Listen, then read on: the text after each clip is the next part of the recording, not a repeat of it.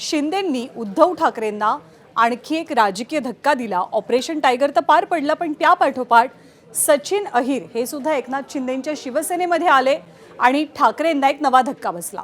ठाकरेंचे विधान परिषदेचे आमदार सचिन अहिरांनी एकनाथ शिंदेंकडे गेल्यानंतर त्यांच्यावरती आता मोठी जबाबदारी आली आहे। विधान परिषदेच्या उपसभापतीपदी अहिरांची नियुक्ती झाली आहे। मुंबईत ठाकरेंच्या बालेकिल्ल्याला हादरा देण्यासाठी शिंदेंनी ही दुसरी खेळी खेळण्याचं बोललं जातंय। वरळी, लालबाग परळ हा सगळा एरिया उद्धव ठाकरेंचा बालेकिल्ला मानला जातो आणि इथेच ठाकरेंची ताकद कमी करण्याचा चंग शिंदेंनी बांधल्याचं बोललं जातंय। महाविकास आघाडीचे उमेदवार जगन्नाथ अभ्यंकर यांच्या उमेदवारीचा प्रस्ताव मागे घेतला गेला आणि त्यानंतर आवाजी मतदानानं सचिन अहिर यांची एकमतानं विधान परिषदेच्या उपसभापतीपदी नियुक्ती झाली। तर अपात्रतेबाबतच्या प्रश्नांना नीलम गोऱ्हेंनी याआधीच उत्तरं दिली आहेत असं म्हणत मुख्यमंत्र्यांनी सचिन अहिर यांच्या अपात्रतेच्या चर्चांना पूर्णविराम देण्याचा प्रयत्न केला। मात्र सचिन अहिरांची बंडखोरी ठाकरेंच्या शिवसेनेतल्या ठिणगीचं काम करते का हा प्रश्न उपस्थित झालाय। कारण खुद्द उद्धव ठाकरेंच्या खांद्याला खांदा लावून लढणारे त्यांचे कट्टर शिवसैनिकच आता आत्मपरीक्षण आणि आत्मचिंतनाची भाषा बोलू लागलेत। त्यामुळे बंडखोरीच्या ग्रहणात अडकलेले उद्धव ठाकरे स्वकीयांचा हा सल्ला गांभीर्यानं घेतात का हे पाहणं महत्त्वाचं असेल। आम्हाला सगळ्यांना आत्मचिंतनाची गरज आहे। पक्ष हा शिवसैनिकच वाढवतो आणि मूळ शिवसैनिक, बाकी सगळी वाऱ्यावरची वरात असते, येतात जातात। आता सचिन अहिर असं म्हणतात की राजकीय भविष्यासाठी मी आलो। खरं म्हणजे त्यांचा पराभव सुनील शिंदेने केला तेव्हा त्यांच्या राजकीय कारकिर्दीला पूर्णविराम तेव्हाच लागला होता आणि सुनील शिंदेंसमोर टिकणं पुन्हा एकदा त्यांना शक्य नव्हतं।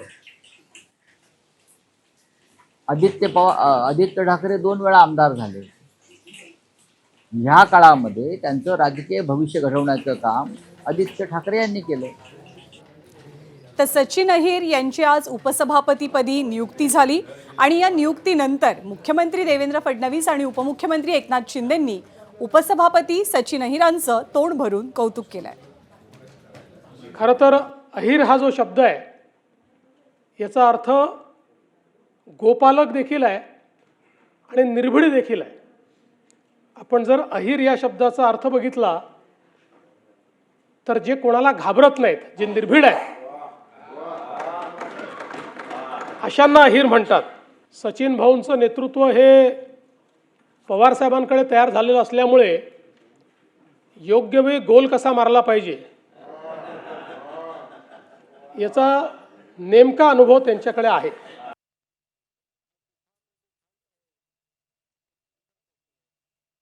हर दिल पर राज करे वो सिकंदर कहते हैं। म्हणजे तुमच्याबद्दल बोलतो म्हणजे तुमच्याबद्दल मगाशी मुख्यमंत्र्यांनी फार काय काय सांगितलं ना, त्यामुळे तुम्ही सगळ्या क्षेत्रामध्ये चांगलं काम केलेलं आहे आणि त्यामुळे नक्कीच या सभागृहाला मान, सन्मान आणि न्याय आपल्याकडून मिळेल। हे मी का म्हणालो, दहीहंडीला तर 2 महिने बाकी आहेत, पण तुम्ही यशाची हंडी आजच फोडून टाकलेली आहे। तर सचिन अहिरांनी अचानकपणे ठाकरेंची साथ सोडली, जे ठाकरेंचे विश्वासू मानले जायचे आणि एकनाथ शिंदेंच्या गोटामध्ये ते सहभागी झाले। त्यांच्या पक्षात ते गेले, उपसभापती पद त्यांना मिळालंय। पण यानंतर अर्थातच सचिन अहिर विरुद्ध ठाकरेंची शिवसेना असा एक प्रकारे सामनाही रंगला। सचिन अहिर यांनी शिवसेनेला काहीसं डिवचलं आणि त्यानंतर ठाकरेंच्या शिवसेनेचे खासदार संजय राऊतांनी अहिरांवरती पलटवार सुद्धा केलाय। एक लक्षात घ्या की मी पक्ष कुठचाही सोडलेला नाही। ते तांत्रिक मुद्द्याबद्दल आपण वेगळ्या व्यासपीठावरती आपण बोलू। खाजगीत जर तुम्ही अनेक लोकप्रतिनिधीला विचारलं तर ते तुमच्या सर्वांच्या लक्षात येईल आणि मग असा नेता ज्यावेळी पुढाकार घेऊन एक जबाबदारी माझ्यासारख्या कार्यकर्त्याला देतो त्यावेळी तो विचार पुढे घेऊन जाण्याची जिद्द आणि धमक ही आमच्यामध्ये आणि आम्ही कामाने दाखवून दिलेलं आहे। आणि तुम्ही बघ काय होतो, आता तो मला राजकीय आज थोडा जरा संयम ठेवायचा आहे। काही लोकांनी जे आयुष्यात काही दगड उचललं नाही ते आता आम्हाला शिकवायला लागले तर कसं व्हायचं। शिवसेनेत आल्यावर त्यांनी किती दगड मारले हिशोब द्यावा ना। आधी काय चाकू सुरे फिरवले असतील मला माहीत नाही, ते आम्ही फिरवले, पण शिवसेनेमध्ये येऊन किती दगड मारले? शरद पवारांनी काय दगड मारले होते काय? आता जे गेलेत एकनाथ शिंदे किती दगड मारले? ते म्हणतात बेळगावच्या आंदोलनात गेलो. दाखवा ना, मी रोज म्हणतो दाखवा दाखवा. आंदोलनं शिवसेनेची होती, हे नेते होते. पुढे दगड मारणारे वेगळेच होते. दगड मारणारे आजही मूळ पक्षामध्ये आहेत, हे तुम्हाला मी सांगतो. तर सचिन अहिर यांनी ठाकरेंची साथ सोडणं, त्यांनी शिंदेंसोबत जाणं, एक नवी राजकीय इनिंग सुरू करणं, या सगळ्या गोष्टी एका विशिष्ट चौकटीपुरत्या राजकारणात सध्या तरी मर्यादित राहत नाही आहेत. कारण सचिन अहिर यांनी ठाकरेंची साथ सोडल्यामुळे सर्वाधिक धोका कोणाला निर्माण झाला आहे? तर आगामी निवडणुकीत तो आदित्य ठाकरेंना निर्माण झाला आहे. कसा ते पुढच्या बातमीमधनं बघूया. 2029 साली जेव्हा पुढची विधानसभेची निवडणूक होणार आहे, तेव्हा आदित्य ठाकरे यांच्या समोरचं आव्हान कठीण बनल्याची चर्चा आहे सचिन अहिरांनी साथ सोडल्यामुळे. वरळीमध्ये मोठी ताकद असलेल्या सचिन अहिरांना एकनाथ शिंदेंनी आपल्या झेंड्याखाली घेतल्यामुळे वरळीत आदित्य ठाकरेंचा मार्ग कठीण होणार असल्याचं बोललं जात आहे. वरळीत आदित्य यांचा मार्ग सुकर करण्यासाठीच 2019 साली सचिन अहिर यांना ठाकरेंच्या शिवसेनेत प्रवेश दिला गेला. यानंतर ठाकरेंच्या शिवसेनेनं अहिरांना 2022 साली विधान परिषदेची आमदारकी दिली. विशेष म्हणजे 2019 आणि 2024च्या निवडणुकीत सचिन अहिरांना सोबत घेण्याचा आदित्य ठाकरेंना फायदा सुद्धा झाला. पण 2022 साली पक्ष फुटला आणि शिंदेंच्या शिवसेनेकडनं आदित्य ठाकरेंच्या विरोधात 2024च्या निवडणुकीत मिलिंद देवरांना संधी देण्यात आली. या निवडणुकीत आदित्य ठाकरेंचा केवळ 8,801 मतांनी विजय झाला. त्यामुळे आता स्थानिक आमदार आणि नेता म्हणून सचिन अहिर हे शिंदेंच्या शिवसेनेत गेल्यानंतर 2029च्या निवडणुकांमध्ये आदित्य ठाकरे यांची डोकेदुखी वाढणार असल्याचं बोललं जात आहे. अरे ठीक आहे ना, काही फरक नाही पडत असले नसले तरी. म्हणजे सकाळी त्यांनी मला मेसेज पाठवले की उभे नाही राहणार, पण हे सगळ्या म्हणण्याच्या गोष्टी असतात. महत्त्वाची गोष्ट हीच आहे की कोणी कुठूनही उभं राहिलं. आपण पाहिलं ना, वाराणसीत पण 3दा एका उमेदवाराला मागे जावंच लागलं, ट्रेलिंग होतेच.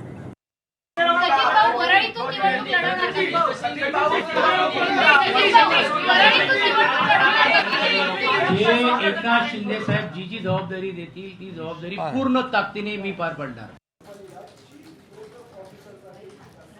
तर सचिन अहिर यांच्या रूपानं एकनाथ शिंदेंनी उद्धव ठाकरेंना एक मोठा धक्का दिला आणि यानंतर ठाकरेंचा आणखी एक शिलेदार शिंदे फोडणार आहेत का याची चर्चा रंगतेय. ठाकरेंचे विधान परिषदेचे आणखी एक आमदार सुनील शिंदे यांना सोबत घेण्याचे शिवसेनेचे प्रयत्न सुरू असल्याचं बोललं जात आहे. 2021 साली सुनील शिंदे विधान परिषदेचे आमदार झाले, त्यावेळी दोनही शिवसेना एकत्र होत्या. त्यामुळे धनुष्यबाण या चिन्हावरती निवडून आलेल्या सुनील शिंदेंना सोबत घेण्यासाठी शिवसेनेचे प्रयत्न सुरू असल्याची माहिती सूत्रांची आहे. त्यांची विधान परिषदेची टर्म पुढच्या वर्षी 2027 साली पूर्ण होते आहे. त्यामुळे ते आपल्या बाजूनं कसे वळतील याचे प्रयत्न सध्या एकनाथ शिंदेंच्या शिवसेनेकडनं सुरू असल्याची माहिती आहे.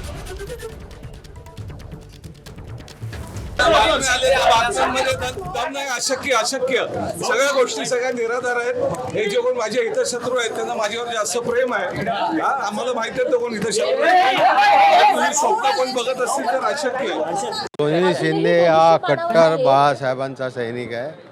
तो कुठल्याही परिस्थितीमध्ये पक्ष सोडणार नाही. त्याची निष्ठा बाळासाहेबांवर उद्धवजींवर आहे. काल त्यांचं तुम्ही ऐकलं असेल. त्यामुळे आता कोण ठाकरेंसोबत राहणार, कोण ठाकरेंची साथ सोडणार यावरनं बरेच आरोप प्रत्यारोप पाहायला मिळत आहेत, दावे प्रतिदावे किंबहुना पाहायला मिळत आहेत. अनिल परब यांनी आज सगळ्या संदर्भात एक टीका केली होती, ज्याला नीलम गोऱ्हेंनी उत्तर दिलंय. आपण पाहूया. दादांनी मगाशी एक सुरुवातीला म्हटलं की माझ्या मनात थोडी भीती होती. आज सचिन अहिर यांचा बुलडोजर असा चालला की बऱ्याच लोकांच्या स्वप्नांचा त्यांनी चक्काचूर करून टाकला, चुराडा केला. आणि हा बुलडोजर कसा आला कोणालाच कळलं नाही.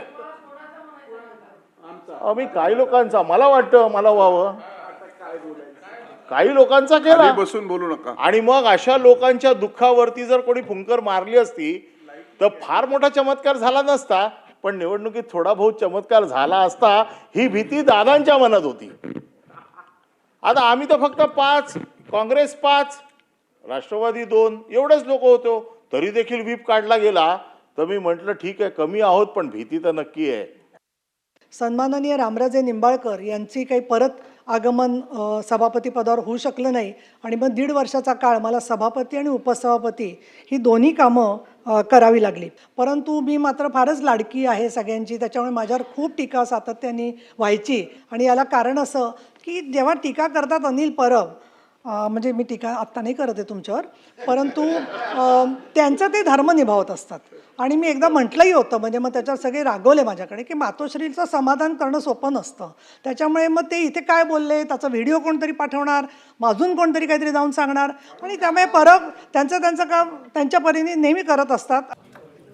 आणि गेल्या काही दिवसांपासून राज्याच्या राजकारणात केवळ फोडाफोडीच्या राजकारणाची चर्चा रंगली आहे. कुणाचे खासदार फुटतात, कुणाचे आमदार फुटतात, आणि या सगळ्या फोडाफोडीच्या राजकारणावरनं मनसेचे अध्यक्ष राज ठाकरेंनी भाजपला जोरदार टोला लगावलाय आणि फोडाफोडीच्या राजकारणावरती टीका सुद्धा केलेली आहे. जेव्हा तुम्ही विरोधक संपवता तेव्हा तुमच्यामध्येच विरोधक तयार होतो, अशा शब्दात त्यांनी निशाणा साधला.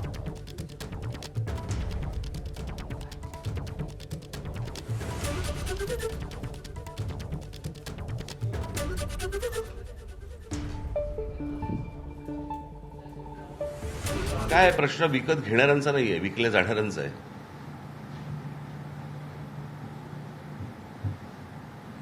हो की नाही? आता देहविक्रीला जर समजा हे तयारच असतील तर गिराईक आहेतच.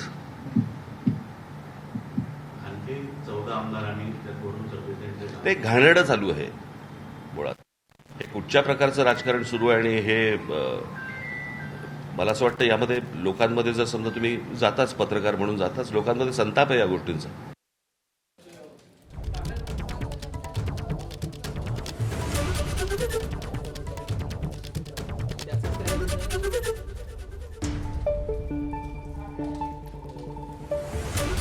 पत्त्याचा बंगला करायचं ना पूर्वी पत्त्याचा, तसा हा उलटा आहे. त्याच्या खालचा जो पत्ता आहे तो नरेंद्र मोदींचा आहे. तो एकदा सटकला की सगळं कोलॅप्स आहे. मी सन्माननीय राज ठाकरे साहेबांची इंटरव्ह्यू पाहिलेली नाही, त्याच्यामुळे मी त्याच्यावर भाष्य करणार नाही. परंतु एक गोष्ट निश्चितपणे सांगतो की कोणीही या राज्यामध्ये भारतीय जनता पार्टीला शिकवणं इतका मोठा नाही. तर एवढं जर सर्व स्वतःला कळलं असतं तर त्यांनी त्यांचे पक्ष मोठे केले असते. नाही, भारतीय जनता पार्टी हा कार्यकर्त्यांचा पक्ष आहे. मोदीजींच्या नेतृत्वात, अमित शहाच्या नेतृत्वात राष्ट्रभर आम्ही काम करतो आहोत, आणि हा कार्यकर्त्यांचा पक्ष आहे. त्यामुळे भारतीय जनता पार्टी हा संपूर्णपणे कॉन्क्रीटचा बांधलेला पक्ष आहे, ही मला खात्री आहे. तर राज ठाकरेंनी या फोडाफोडीच्या राजकारणावरनं भाजपवरती टीका केली, सोबतच SIRच्या मुद्द्यावरनं सुद्धा कशी फटकार लगावली आपण पाहूया. मला कळत नाही खरं तर, महाराष्ट्रामध्ये 3 वर्षानंतर निवडणूक आहेत आणि आता ह्या याद्या सगळ्या करणार. दरवर्षी मुलं 18 वर्षाची होत असतात. त्या सगळ्या गोष्टी पुढे कशा होणार. अनेक माणसं घरं सोडून जातात, घरं बदलतात, नवीन माणसं येतात. ही प्रोसेस थांबून चालणार नाही. ही 3 वर्ष चालू राहणारी प्रोसेस आहे. स्वतःला जिवंत ठेवण्यासाठी व्यक्तीला अशा प्रकारचे स्वप्न बघावे लागत आहेत. दुर्दैव आहे की बाळासाहेब ठाकरे नंतरची पिढी उद्धव ठाकरे आणि राज ठाकरेंना स्वतःला जिवंत ठेवण्यासाठी अति वल्गना करावी लागते. फार वाईट वाटते. तर राज ठाकरे यांच्या टीकेला भाजपचे आमदार राम कदम यांनी प्रत्युत्तर देताना काय म्हटलंय तेही पाहूया. विशेष अधिकाराचं हनन करणारं आहे, या विधानावर हक्कभंग प्रस्ताव होऊ शकतो. आता ठीक आहे, त्यांना याही गोष्टीचं उत्तर द्यावं लागेल की एवढी सगळी लोक जी 20-20 लाख लोकांमधून निवडून येतात, ती रातोरात पक्ष बदलतात. याला काहीतरी उबाटाचे नेते कारणीभूत असतील का नसतील? मला सांगा, जे माननीय शिंदे साहेबांसोबत जे 40 लोक गेले होते 2021ला, ते सगळेचे सगळे परत निवडून आले का नाही आले? आले सगळे निवडून. याचा अर्थ लोकांच्याही मनात तेच होतं. तर त्याच्यामुळे आता पण जे खासदार आले किंवा बाकीचे जे लोक आले, त्यातला एकाचा फेलियरचा रेट दाखवा ना.